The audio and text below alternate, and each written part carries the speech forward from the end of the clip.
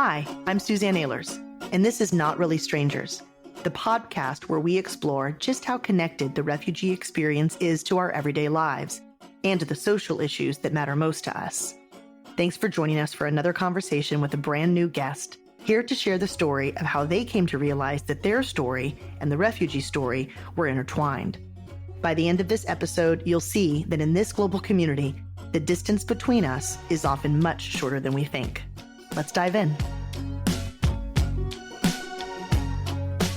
Well, let me just kick right off. Actually, I'm going to say, Maryam, thank you for making the time for this. As a podcast host yourself, I'm on the other side of asking you questions. Where are you dialing in from today?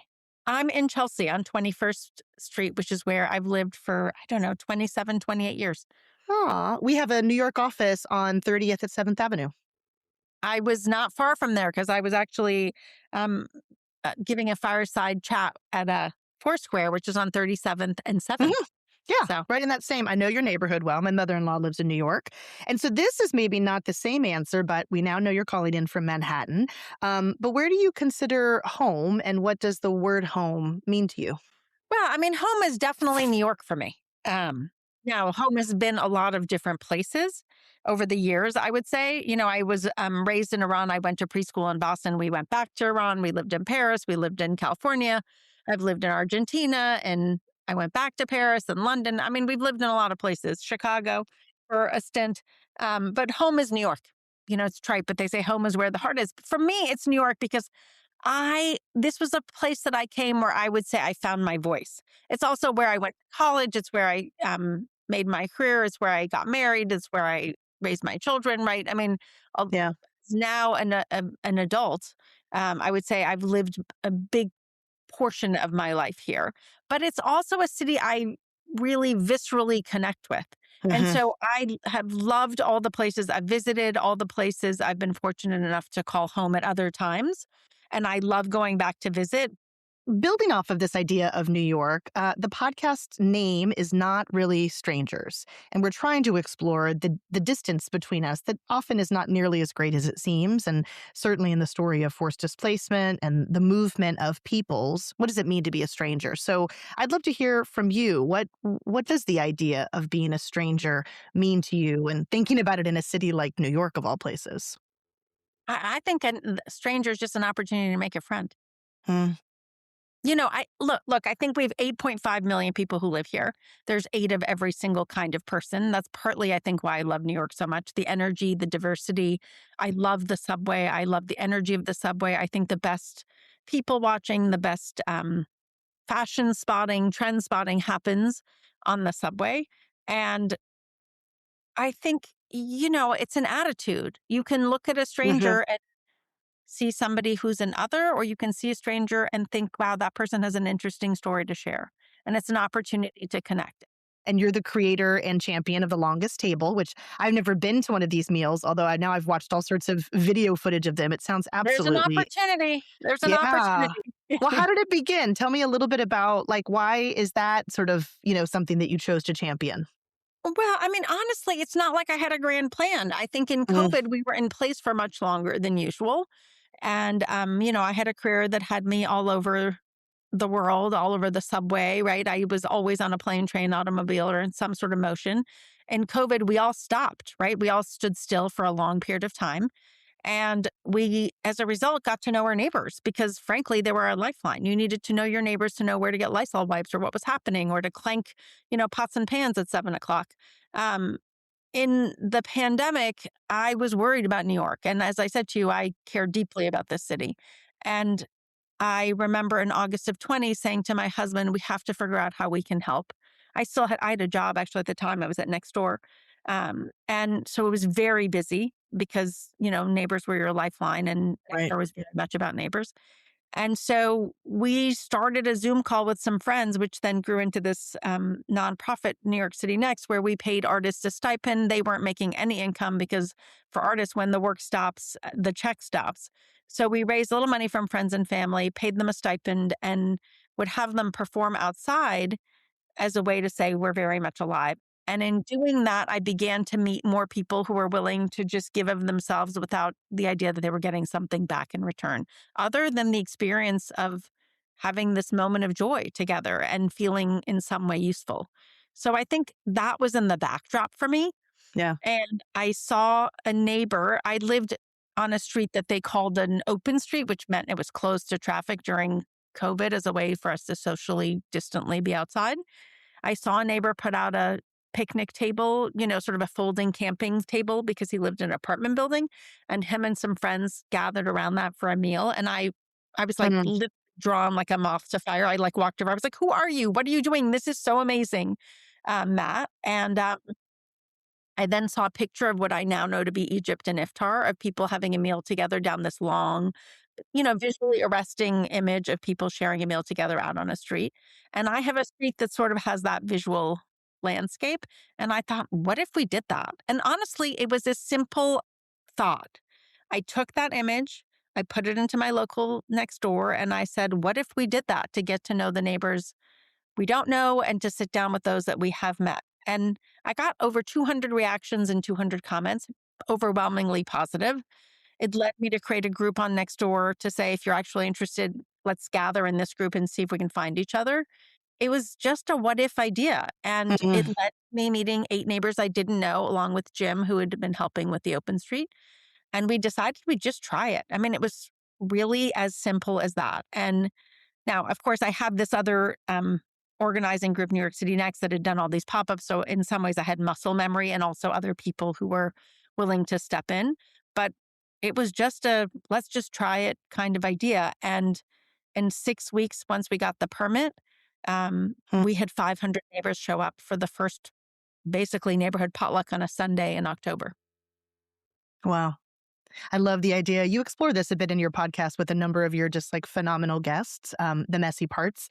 And it's this idea like these little things that can have these just incredible ripple effects. Like the question, what if? Could we do this? And, you get a little bit of the engine back from 200 plus responses, most of which are positive, and then you make it happen. I love the idea too of muscle memory from organizing because, we all organize in different ways, protests and school board meetings and what have you. And I love kind of developing that muscle over time and having it adapt to different circumstances and different environments.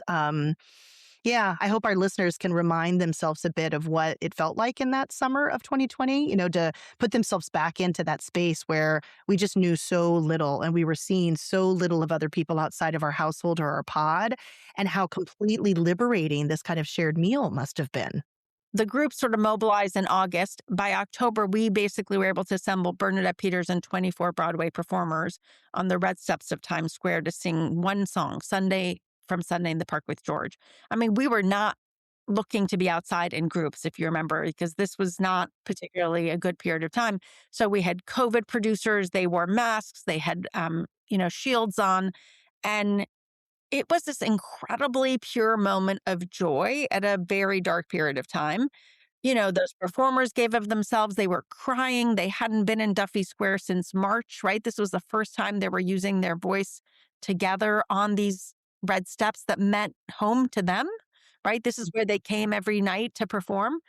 And it was a really transformative moment for all of us who participated, who, put down gaffer tape, who gave out masks, who went over to the construction crew and asked them if they would pause for 5 minutes for one song to play without, ambient noise, to, Gary Vayner, who did free PR, to Andrew Gollum, who designed ads, to Clear Channel, who donated that space so that we could light up Times Square for 5 minutes all together. That once you do that, I think you sort of realize like anything is possible. When we started, people said you're never going to get permission to use those red steps of Times Square. I mean, people who were on the board of the Times Square bid said to us, that's not going to happen. But it did happen. And I think when you care about something deeply and you chase it, like your life depends on it, Yeah. anything is possible. And when you do that and it works out, which it doesn't every time, but the more you do it, the more it works out, the more muscle memory you develop that says, it's possible, I'm not going to be afraid. And by the way, if it doesn't work or if I fall on my face, like that's okay. It's kind of like the quote of, I think maybe it's a Roosevelt quote about man in the arena. Like at least you tried. Yeah. Yeah. And so I think that idea of at least you tried, what more can you ask? Yeah. Yeah. Especially in that moment of purpose out of despair and sort of thinking how much of it was risky and unknown and almost unrecognizable. So my listeners will know from reading your bio and hearing a little bit about you that you have spent much of your career as an executive in kind of the corporate marketing space. And I wonder, kind of translating a little bit of what you've just talked about in your sort of out of work time, perhaps. Um, and then the work of USA for UNHCR, we're kind of the national partner for the UN Refugee Agency. What opportunities do you see in the corporate sector for groups like mine when it comes to kind of creative social partnerships or support for efforts like you've just described or what we're doing around forced displacement? Like, what have you learned in the corporate space that our listeners could benefit from? Well, I mean, in general, I am a deep believer in public private partnerships. When Mhm. I did the We Love New York City campaign, I did it on behalf of the Partnership for New York, which was born out of another time that New York had a difficult time in the late 70s, early 80s. I spent a good deal of my career, as you mentioned, in the private sector, but I was a Truman Scholar. I think service was always sort of in my core. And I think that to me, I've always been about connection and connecting people to each other. And so finding people who care deeply and not having judgment about the choices people make, but giving everybody an opportunity to come to the table and use their superpowers to move the needle on something. And whether it's displacement, whether it's figuring out why the garbage isn't being picked up in your neighborhood, whether it's to do a longest table, to me, in the end, we need to find more ways to come together to solve problems. And I think we have the agency to do that as opposed to waiting for other people to do it for us.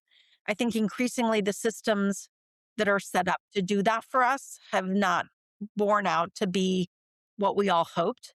And so you can wait or lament or complain, or you can step in to figure out how you can help. I mean, in my neighborhood, there are many empty storefronts still in Chelsea. Yeah. Yeah. And I was recently at a fundraiser for somebody who was running for office, and I pointed out the fact that there's a lot of empty storefronts. Now, I recognize that's a very complicated thing. I'm not a complete idiot.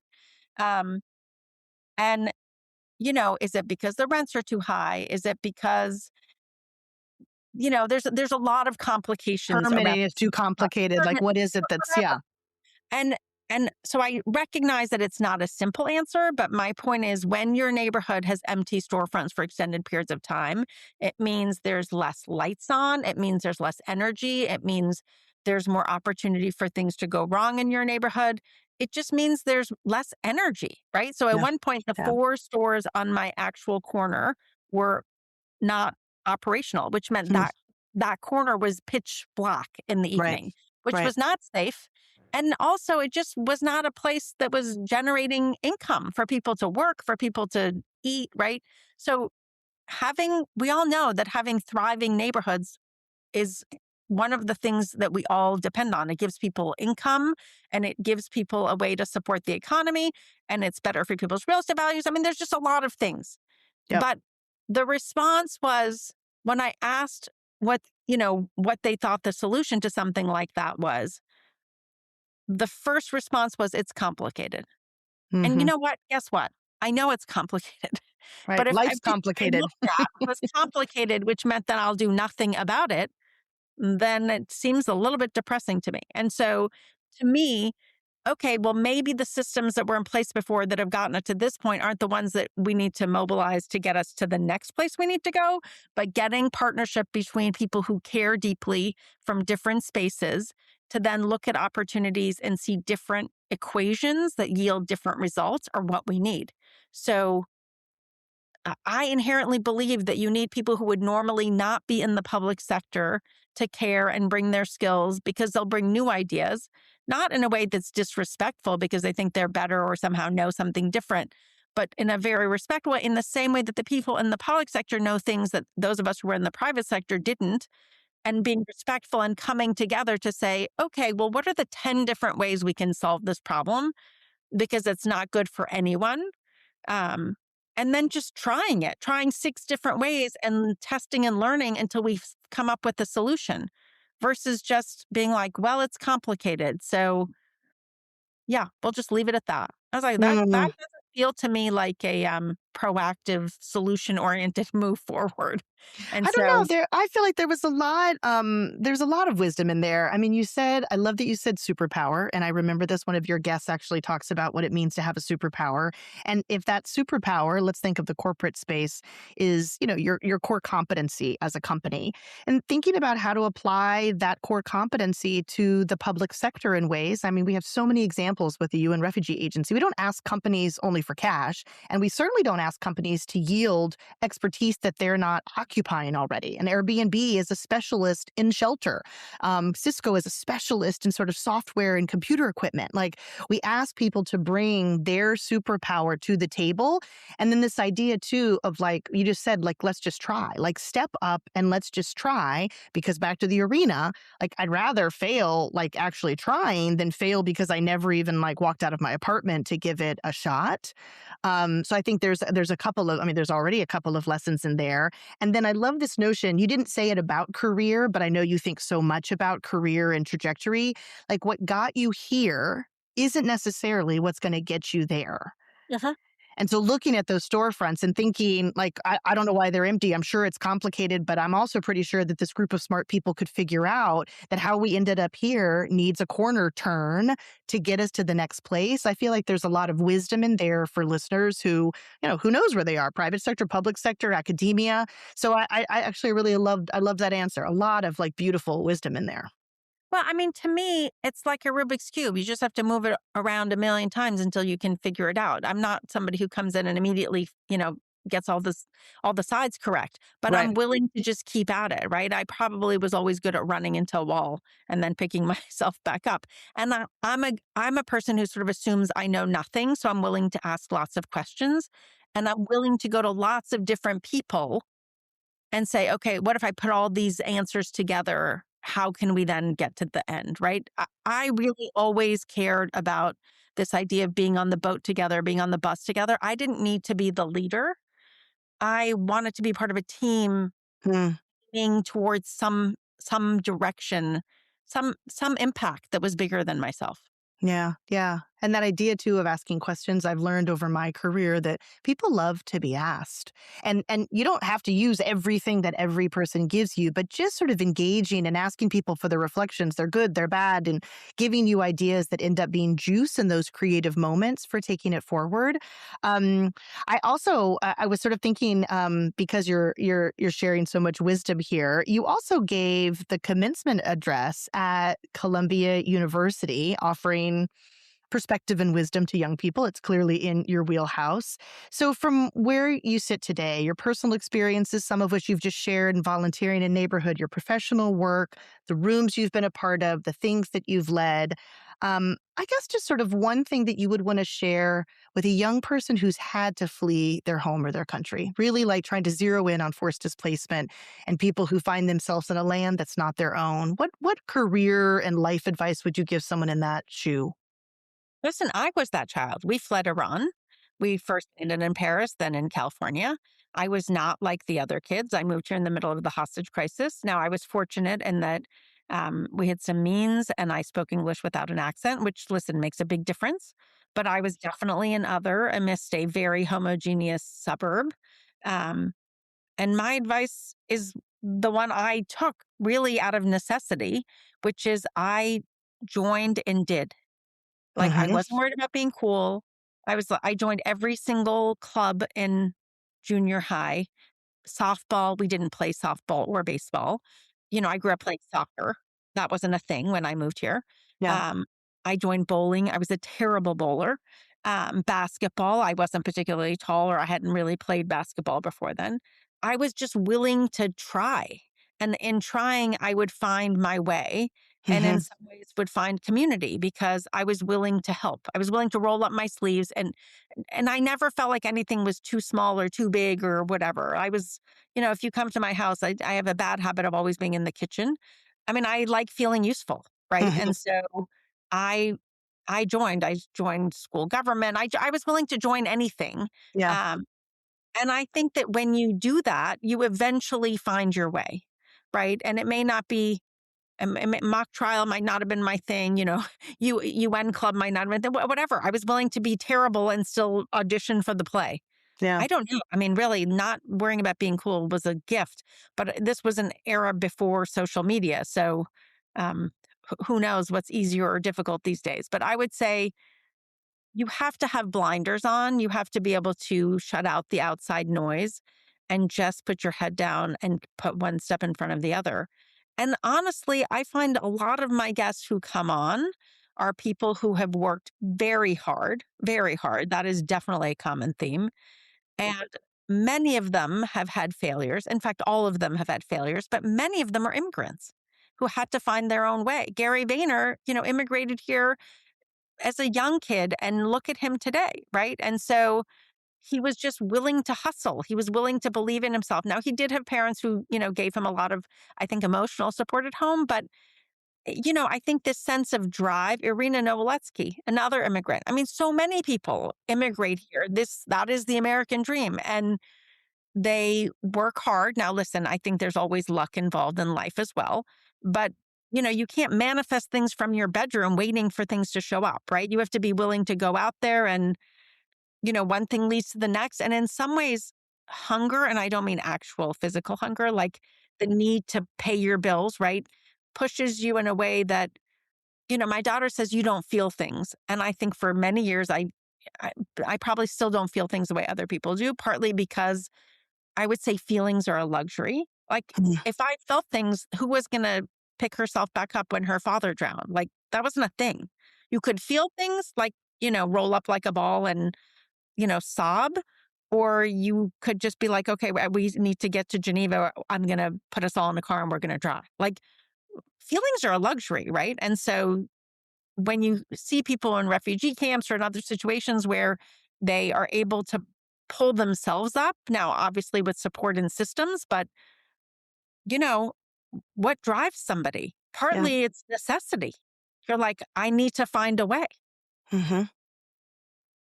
So, when you get more comfortable, then you worry about how do you pass that on to your children Yeah.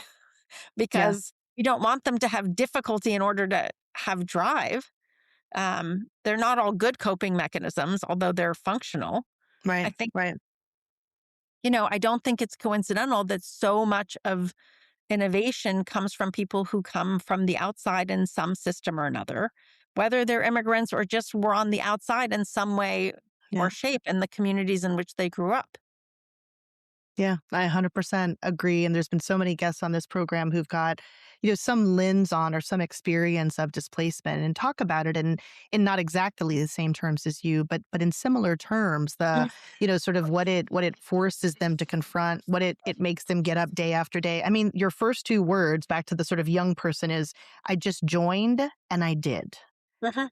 Right? Like you joined clubs, and I think of that beautiful story. I think it's Samin Nasrat that tells it, where she talks about joining the cross country club, like brand new to the neighborhood, and they're in this big gymnasium at this new school that her and her sister are going to.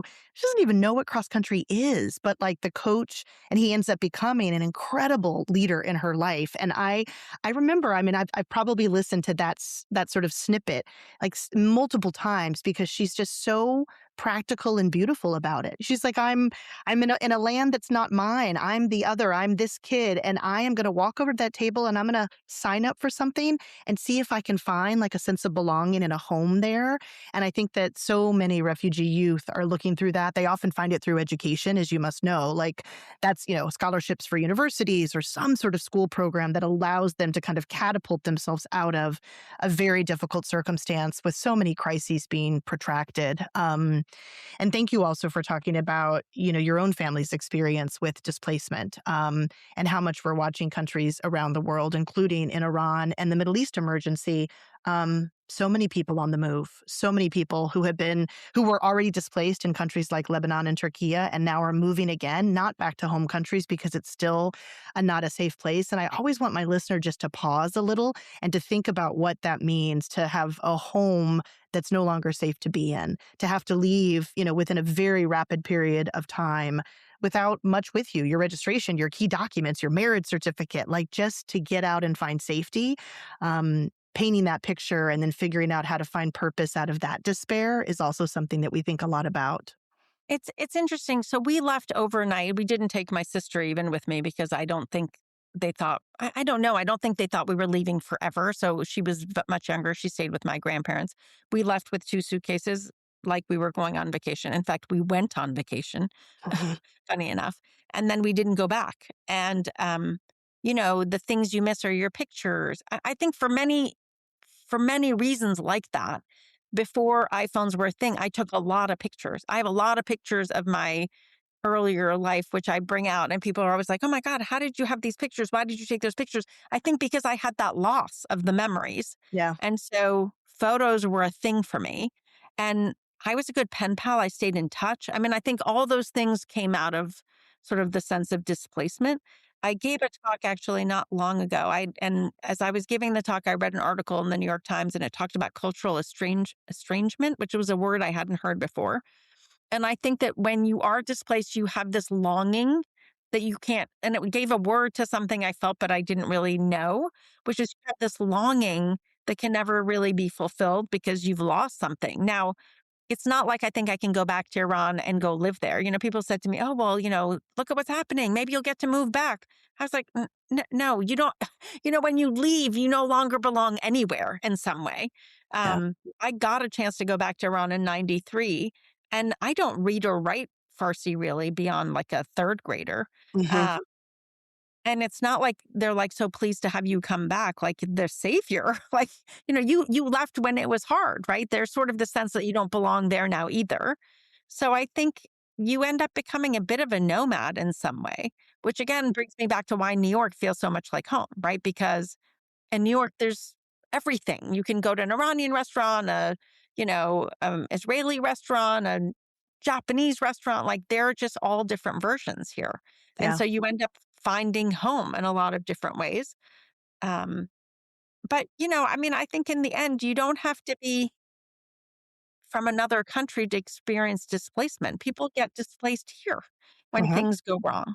And so, you were talking about people finding their way through these programs and getting scholarships to go to different colleges. I mean, I was earlier in my life, I was on the board of Prep for Prep, which is a program here in New York that finds very talented students in fourth and eighth grade and helps them go to private schools, sort of helping them on that path. And one of the things I also remember about a lot of those students is that they no longer belonged in the community that they were in before, where it was like they would go back home to where they would have to go home to study to where their parents were, and their former friends would be like, "What do you think, you're better than us?" Like, you don't have to go abroad. You don't have to talk about refugees to talk about displacement. People, there's so much fear about this idea of you being too good for me or not fitting in or whatever it is. And I just think like we could use more grace and trust and empathy for each other. And listen, it's hard. It's hard when you move between anything. Yeah. Yeah, that word, I mean, I maybe we'll try to find that article and put it in the show notes, this idea of cultural estrangement, and Mhm. also this sense of you use the word nomad, and I think of just this constant sense of movement and rooting yourself in different places back to home, right? Like where are we rooted? Where are our belongings? Where are our people? Where's our mother tongue?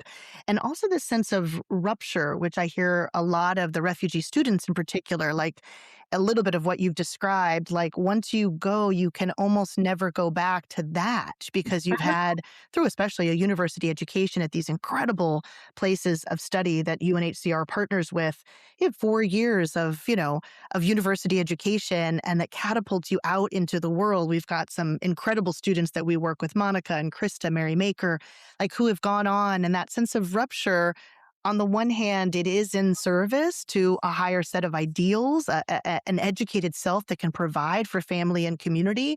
But there's also a grief there of what's been There's a lost and left there's a behind. price to pay. There Yeah. is a price to pay, Yeah. right? And so, you know, my mom came to the States for graduate school. She must have just had me. I was a year old. Okay. When I tell that story to my husband, who grew up in Cincinnati, multiple generations, he's like, "I don't understand. How could your mom leave you behind?" And that's what they did. Do you know what Uh-huh. I mean? It never occurred to me to say, "Why did she do that?" Why'd you leave me behind? Yeah. it was expected, right? And so I think that these norms that we have, they're not common to everyone. And I think, one of the things you said was just, I remember in college when you came to my dorm originally, I had nothing on my walls. Hmm. And I remember a friend coming over and they were like, "You have film and mustard in your fridge and nothing on your walls." I was like, "Well, you never know when you got to pack up and go." And Hmm. so there was this sense of like Yeah. things just hold you down. Now, my husband's like, "Well, you've gotten over that because now you're a pack rat." But Yeah. I think that, but for a long time, there was this sense of like, if you had to flee overnight, what would you Yeah. take with you? And so this sparsity was freedom. Yeah. And this idea of, not wanting to ask for help or being dependent on somebody else really came from the sense that you never knew when the earth was going to shift beneath your feet. Yeah, and there was something you said in there that made me also just think about like the fear we have almost to confront someone else's experience. Maybe because we can't imagine what it must feel like to have been your mother and to have traveled away from you for a year. Like we can't even quite wrap our heart around it because and it must have been hard for your mother. There's no way it was easy for her to be separated from her 1-year-old daughter. And yet, in service to a future, in service to Mhm, potential, in mhm, service to all that she wanted to make possible for that 1-year-old daughter, you can really make impossible choices mhm. And you do, and people do all the time. all the I mean, time. she talks about, I mean, when we talk about it, which is not often, Yeah. she talks about how difficult it was, how she worked in a laundromat, how she cried. That was before people called home. It was very expensive, so they called home infrequently. They wrote letters. It took a long time. My dad used to make cassette tapes of my voice and send them. We were separated for 2 years, and then they sent for me, and I came, and I did my third year. But I was 3 when I went to preschool in Boston, and I was very withholding, as a kid towards her in some ways because I was like, "Well, you left me." I mean, begin to develop all these narratives for yourself, but in the end, we all do the best we can with the cards you're dealt, right? And we're all faced with choices, and none of them are perfect. Have you ever listened to any of those cassette tapes? I did for a while, and I mean, I've now misplaced. So funny. Somewhere along the way, that one of them, there was only one that got misplaced. There Yeah. was a tape, and my dad would. I mean, this is so crazy. My dad would have me come to the cassette tape and ask my mom for permission, but it was a static object. Like, what would Right. you? Your mom. I was like, that must psychologically have been totally crazy. Like, if somebody dissected that, they would be like, "What is happening here?" But he would have me go up to he'd be like, "Well, why don't you ask your mom?" Like as if she was there, except that it was a cassette tape. So yeah, I wish I could find it. I don't know where in the millions of things it went. By the way, it was obviously left in Iran. But Right. what was amazing for me was that we went back in 93. My father passed away when I was in college. And so I went back with my mom and sister in 93. It was the first time I'd gone back to Iran since leaving in 79. But our house was intact because we lived in a two-story house. My grandparents lived Mm, downstairs and okay. we lived upstairs. Okay. And so my house had not been touched since Mm, I left. So I went in, I was right after graduate school, and we went back into that house. And, your memory is very different from what you remember, right? Your experience. And I walked into my old bedroom, and my Barbie dolls were there, my Richie Rich comics were there. It was like a time warp. Nothing had moved. And so that's where I found the tape, right? And so this amazing experience of like being in my dead glow Brady Bunch looking room, right. um, fast forward, years later was really fascinating. And I don't even know if I fully processed it. It was just Yeah. there I was in my old bedroom being like, what's here? Yeah, and I mean, almost, yeah, like this sort of still in time, like you're revisiting, old stories of yourself. The cassette tape piece, I have to tell you, I think about I have 2 daughters, and all the times you're asked questions, like, "Mom this, mom that," and sometimes you're like, "Don't ask me," like, either figure it out for yourself or go ask your father.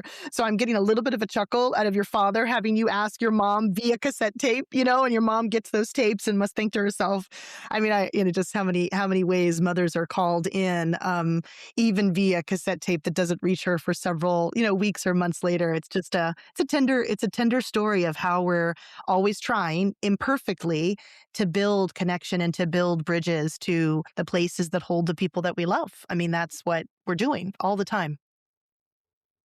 Mm. Yeah, I mean, again, we all do the best we can, right? So, Yeah. Yeah. um, I think a little bit, listen, I think we are finding ourselves in a world where people are very angry, where they feel like they're not seen and they don't matter. And so we see the consequences of a world where people feel that way, where there's Right.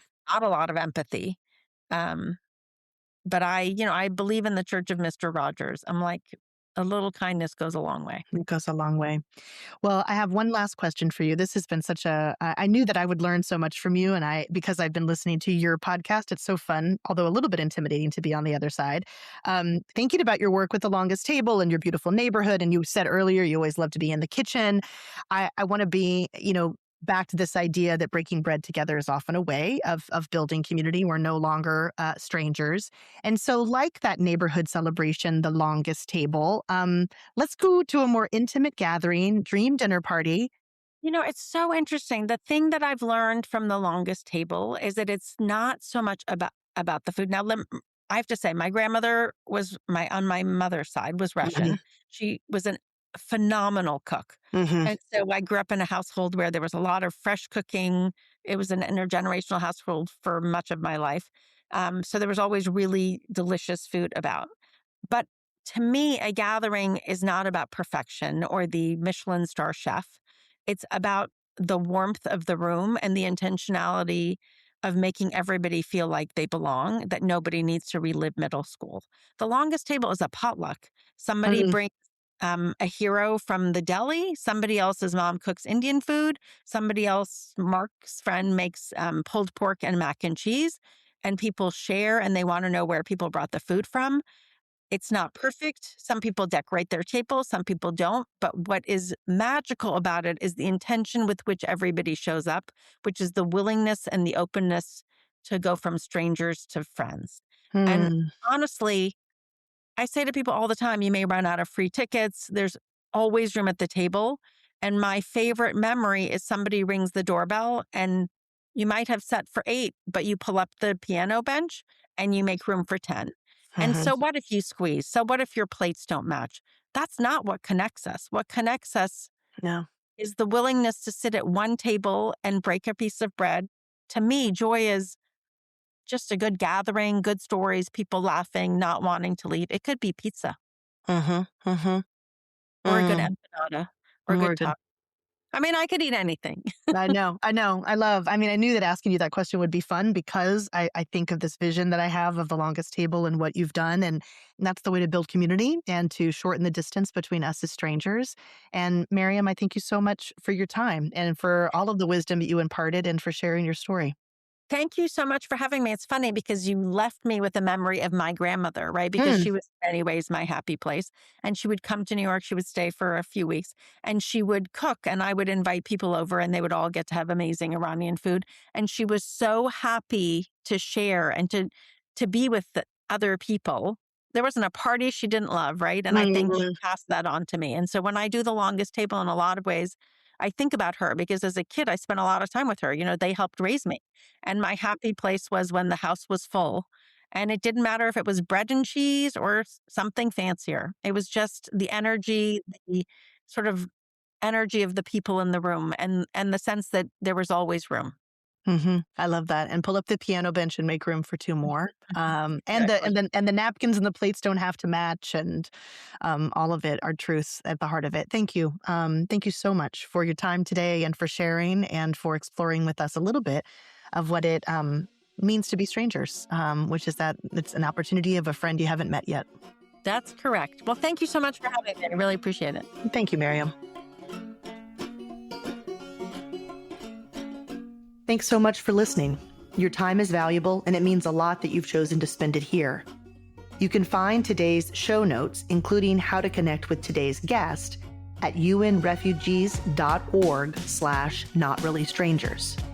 That's unrefugees.org/notreallystrangers. While you're there, I hope you'll consider making a donation to the organization I lead, USA for UNHCR, to help us provide more support for refugees here in the US and around the world. If this episode was impactful, please take a moment to review the show and share the episode with a friend or family member. This small action will help us have a much bigger impact. Thanks so much. Don't be a stranger.